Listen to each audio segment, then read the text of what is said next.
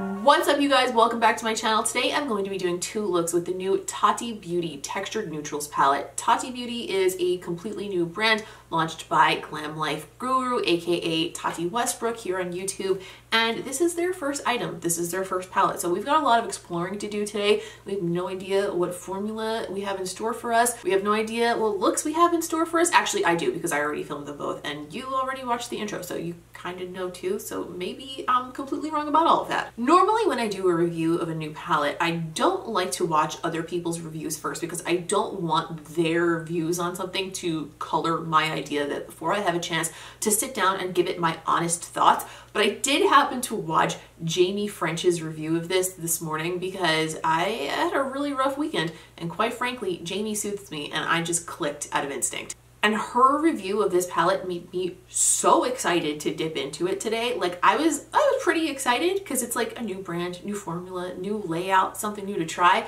And she just put me over the edge into like super excited. So we're gonna do two looks today, and at the end I will discuss what I think of it. I will timestamp everything down below. I will link everything I use on my face down below as always. If you are new around here, please don't forget to subscribe because I would love to have you around for more videos. And I always make some sort of like a pitch about why you would enjoy it too. But quite frankly, right now, I don't have the brain power to do that. So you're just gonna have to take my word for it, and we'll see where the road takes us from here. Also, if you don't mind taking a second, I would really appreciate it if you would leave a like on this video because it's very helpful. I don't think there's anything else we need to get into, and my camera battery is about to die. So let's just jump in to look number one with the new first ever palette from TATI Beauty.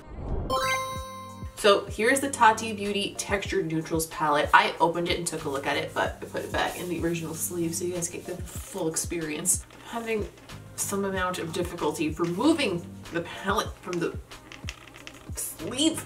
This is the inside cover. This is what our palette looks like on the inside. Now, I ran a poll on Instagram and I was actually really surprised by this. I asked you guys if you were more excited for this or for the Norvina mini palettes. Personally, I thought that you were gonna be more excited for Norvina minis, but TATI Beauty won hands down.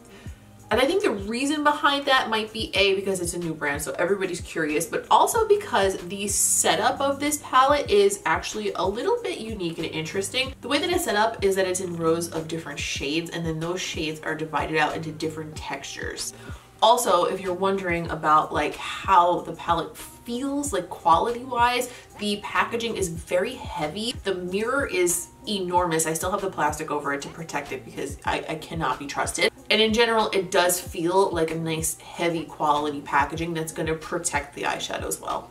With this palette in front of me, I feel like it would be a damn shame to not do a glittery, dark, smoky eye. So that's what I'm going to do for this first look today. And to start that off, I am going to try to make that a little bit more interesting of a smoky eye by starting to blend out my crease with the shade Poet in the matte row. I'm picking that up on my BH number 6 brush. I'm just going to start putting that in the crease and then blending it out. Buttload of pigment so far, that's for sure. I'm gonna blend the edge of that with a clean brush right away because there's a lot of pigment in here, and I feel like if I don't, I may indeed wind up with pink shadow all the way up to my eyebrow immediately. I do want to blow that pink out pretty far though, because once we start putting down like the blackish smoky colors, a lot of times you lose a lot of that, so it's gonna be good. It'll help us keep that pink as part of the party. Just my initial thought is that there's a ton of pigment. It was not difficult to blend it out at all. The only thing I could say is that it doesn't look completely even through my crease, but to be fair, I have not tried very hard to make it more even through my crease, considering that I'm going to be covering that area with darker shades anyway. To deepen the crease, I'm going to use another matte. So I'm going to go into the matte shade from the Memory row, which is the matte black. And I'm going to pick that up on my BH number 5. I'm going to start working that right through the crease area to deepen that up. I do want this to be a more glittery, smoky eye, but I always find it more flattering to put something matte through the crease regardless of how glittery we're going with the rest of it. Just gives us a little bit of a base to work off. It's a little bit more flattering on the texture of the eyelid. This is an insanely pigmented black. I'm going to pick up a LUXE 121 brush and just tickle the edge of that black out into the pink a little bit. I'm gonna dip into the first pink shade Poet and a little bit more of the matte black and blend with that because the black is so very pigmented that it's gonna be a little tough to blend it directly out into the pink. That actually wasn't as difficult as I thought it was gonna be. What a pleasant surprise. Now the bottom edge of this is terribly unblended, but that's okay because we're going over it right now. We're not even wasting time, I'm doing it right now. I'm gonna go into these row of blacks, I'm gonna pick up the sequin one, and I'm going to pack that over the rest of the lid with my BH number 8 brush, which is just like a fat lid tacky brush. I'm just going to press that right over the whole lid. That's actually so pretty. Now that the whole lid is covered with a shadow, I have a better picture of what the edge looks like because before my mind was just like nothing's blended because the bottom edge wasn't blended, but now I get a better picture of what I'm working with. So I'm just gonna go back along that crease and just continue blending it in tiny little circular motions until everything looks as smooth as I would like it to be.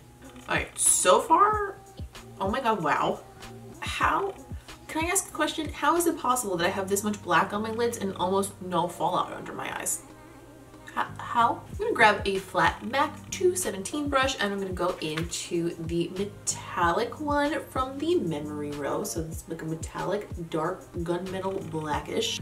I'm picking that up on a flat brush and I'm not going to wet it because I wanna know how these metallic formulas work without being wet because there's no other way to know because this is an entirely new brand and we've never used it before, obviously. So I'm gonna take that and press it right into the middle of the lid, starting from the center and just working out toward the sides, but I'm not gonna bring it all the way out because I do want that matte black to remain on the edges.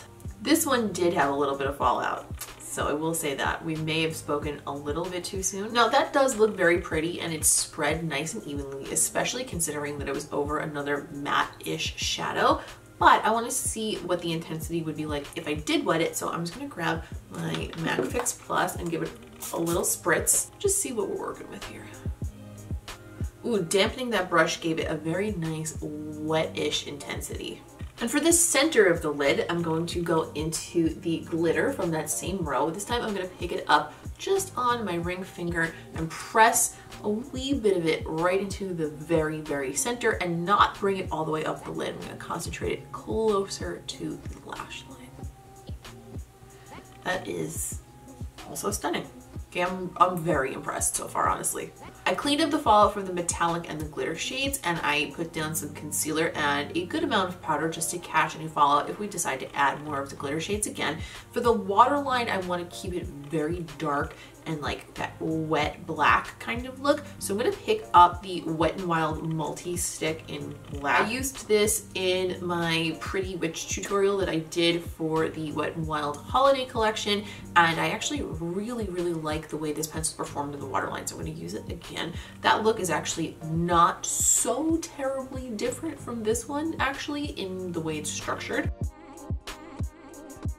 I'm just going to take a clean pencil brush and just smudge along the outer edge of that to blend it because some of it did get underneath my lower lashes, which is fine because we're going to smoke that out anyway. With that same pencil brush, I'm going to go back into the sequin black shade. I'm going to smoke out my lower lash line with that. I'm going to blend the edges of that out with a clean brush. I've got another clean pencil brush. I'm going to go into the metallic shade from the Aura row. It's like a champagne satin. I'm going to use that just to highlight and brighten the inner corner a little bit. And again, that's really beautiful and intense and smooth. The shadow quality in this palette so far is like delightful. I'm gonna go add some lashes and finish up my skin, and then we'll decide what lip to pair with this look. For the lip, I was originally thinking that I was gonna go for like a cranberry sauce sort of a vibe with this look, but with all the glitter and the pink and the smoky, I think that it would be better balanced to do this with the nude, and I would like the nude to be warm, but not too warm to counter the cooler tones that we have going on in the eyes. So I'm going to line my lips with the NABLA lip pencil in the shade Touch Me, and then fill it in with their liquid lipstick in the shade BLAIR.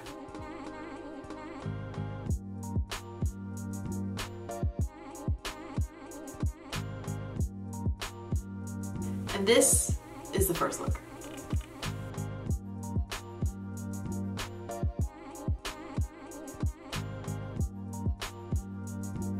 For look number 2, today I want to be a warm pumpkin pie. That's all I want. I just want to be wrapped in a delicious warm crust.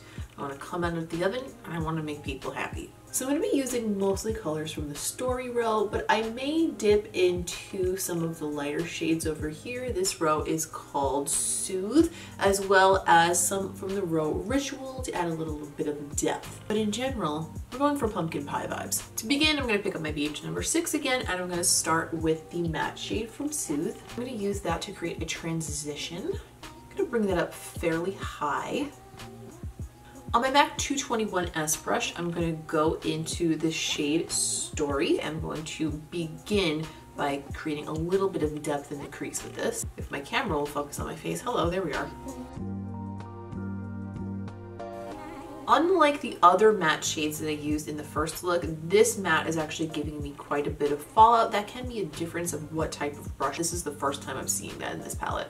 On a Real Techniques shading brush, I'm going to go back into the Story row. This time I'm going to go into the sequin shade here.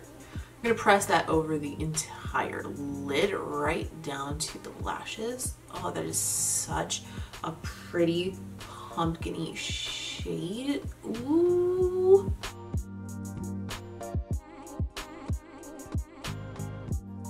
I'm gonna pick up my Sigma E36 and I'm gonna go into the matte shade from the Ritual section. I'm gonna use that to deepen up the outer portion of the crease. Listen to me. As soon as you saw the pumpkin pie flavor profile that we were working with today, I'm sure you knew, and if you didn't know, you should have known that I am going to be using Urban Decay Torch Pencil through my waterline. It's a beautiful, silky, pumpkin-y orange color, and I've used it far too many times this fall, and I'm not sorry. I'm just gonna use it through my whole waterline before we start working below the lower lashes. I'm gonna grab a clean pencil brush where it doesn't look clean, but I cleaned it off on a color switch, so it's clean enough to use. And I'm gonna go into the shade Story. I'm gonna sweep that under the entire eye and connect it up into the top. Blend the edge of that with a clean brush. On a much smaller pencil brush, this one is from Makeup Geek. I don't know if they make this anymore. I bought it a million years ago, but it's very handy because it's like small and very dense. I'm gonna go into the Memory row again and go into the matte black. I'm gonna use that right on the outer portion of the lower lash line. And I'm gonna go into the matte shade from Ritual and I'm gonna blend it out with that and then hook it around to connect it up into the color we put in the crease, which was the same shade actually. For the inner corner, I want to add some pumpkin-y glitter. So I'm gonna go into the glitter from the Story row, this one here. I'm gonna pick that up on my LUXE 111 mini brush. I always forget which one is 111 and which one is 141 because they're extremely similar and quite frankly interchangeable. Picking up a fair amount of that on the brush and I'm just gonna start packing it on my inner corner and I'm gonna start blending that up. I'm gonna create a bit of a glitter inner corner moment with this. And as I'm getting farther away from the actual inner corner, I'm just gonna stipple it down rather than blending it out so I can make it disperse a little bit without blending it farther than I want it to go. This might be a little bit extra and arguably even a mistake, but I'm going to go into the glitter from the Soothe row and I'm going to put that on the very innermost tear duct spot because first of all, I just want to try it. Second of all, I feel like if it's a little bit brighter in there, it'll kind of add something. And I think I was right. I think I was correct on that one. I like it. I use the House of Lashes Siren doubles again because I've been living in these lately. I finished up my skin with some highlight and a few faux freckles because I just felt like those just went with the damn vibe today. You know when you just look at your makeup and you're like, yeah, today's the day. Overall, I want this to be pretty much a monochromatic sort of a situation. So for the lips, I'm gonna pumpkin that shit up again. So I'm gonna grab the LIMECRIME Velveteen Lip Liner in the color Pumpkin. I did a whole review on these lip liners a while back and they were not my favorite, but they're not terrible either. And being that it literally says pumpkin on it, we know it's gonna fit the vibe, so I'm gonna go with that today. But in the middle, I'm going to use the NYX Slip Tease in the color Sandalwood. It's a little bit more neutral, so it'll kind of like take the pumpkin and add the spice. I hate myself for having just said that.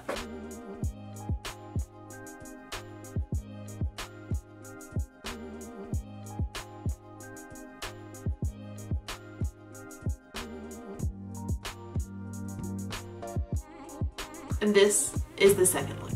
Am I a pumpkin pie? Did I just come out of the oven? Can you smell the nutmeg?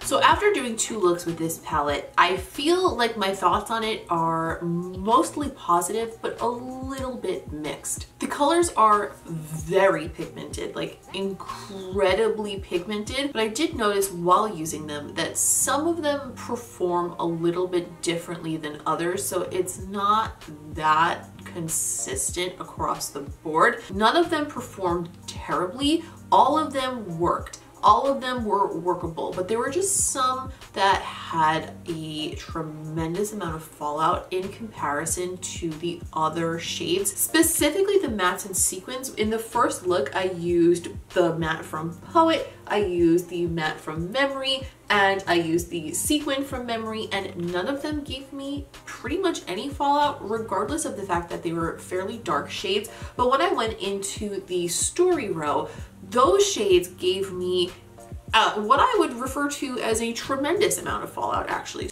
That being said, those shades still blended out well. They still performed just fine. They were just a little bit more difficult to work around because I was expecting very little fallout because of the first shades. Now that I know, I can adjust for that, and to me, it's not a huge deal, but I always like to bring it up because there are a lot of people that find it super annoying. One other little negative that I found was that by the time I finished this eye look, I felt already that the sequin shade from the Story row, this one here, the one that I had used across the majority of my lid, had already begun to fade pretty significantly and show signs of not quite creasing, but you could see the wrinkles in my eyelids because of where the shadow had lifted up around them, if it makes sense, because it wasn't like creased into them. It was almost as if like it was too powdery and then dusted away. I'll insert a little clip here of when I noticed it because I went back in and touched it up again with the brush before I did the close-ups because it didn't look good on camera anymore. Now, that's not something that's entirely unfixable. You can probably solve that issue by using a stickier, more wet base or putting down an eye pencil of a similar shade. In this case, the Urban Decay pencil and torch that we used in the waterline would have been a great way to do that. But of course, I would prefer that I didn't have to think about that with the shadow either. Now, on to the positives. Overall, the metallic row and the glitter row are phenomenal. They're beautiful. They apply beautifully. They look wet and like juicy on the lids. The glitters are very intense and they're very easy to apply and work with for a pressed glitter. Pressed glitters are very hit or miss in palettes, in my opinion. Sometimes they can be really great and sometimes they can be terrible. These are on the great side for sure. I really like those a lot. And I didn't use a ton of the metallics, but I did use quite a bit of the one from Memory, which is the black row here, and it was, in my opinion, stunning. It was stunning dry and it was even more stunning wet, so I really liked that a lot. Overall, I really like this palette and I think it's a fantastic first launch, and I think that this palette is probably something that if you're looking for a staple day-to-day palette that has a little bit something to it, sort of the way that I look at the Urban Decay On The Run palette. Like, it's got all of the basics plus a little bit more. If that's the kind of palette you're looking for in your life right now, for whatever reason, I think this might really be great for you. I do hope that, being that this is only volume 1, we do see some more iterations of this palette. And I hope that when she does that, she does it with the same setup as this, because I thought it was pretty cool to have all of the shades organized into different rows and textures. It kind of made me look at the shadows in a different way than I normally would if they were just kind of scattered throughout the different pans. Let me know in a comment down below if you picked this palette up, if you are still waiting on it, if you're interested but on the fence, if you've already tried it. Let me know your thoughts. I just want to hear your experience in the comments down below because I love to know what you guys think. Don't forget to leave a thumbs up on this video if you don't mind taking just a quick second to do that, because it helps me out tremendously and I always appreciate it. And if you're new here, you've made it all the way to the end of this video, obviously you enjoyed yourself, otherwise you would have clicked away by now, so you might as well go ahead and subscribe. And quite frankly, I would love to have you around. If you'd like to keep up with me between these videos, if you want to know what's coming up on the channel, if you want to take part in polls, if you want to see me PR unbox, you want to see what might be coming up next, or you just want to see close-ups of my makeup and also some like cool lip art and little videos and things like that, come follow me on Instagram. I'm at Ms. Quinface over there. It's a good time and I would love to have you. I hope you enjoyed these two looks and I will see you in the next one.